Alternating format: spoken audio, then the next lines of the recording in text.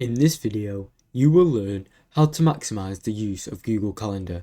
You can use different calendars for work or personal life. A project like this will help you to keep things organized and prevent any clashing. Also, assign different colors to different calendars for easy visual differentiation. For example, use blue for work, use green for personal, and use red for deadlines. Now, click on your calendar settings and set default reminders for the new event. This saves time as you won't have to manually add reminders each time.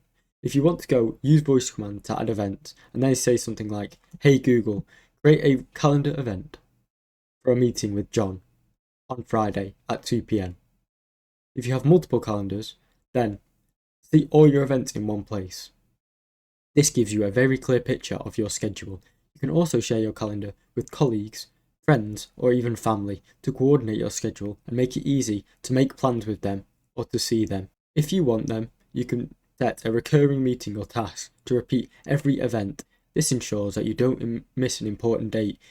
If you work with people in different time zones, set a second time zone in your calendar. This can help you schedule events accurately to make sure your calendar or your website or your team members can all book directly.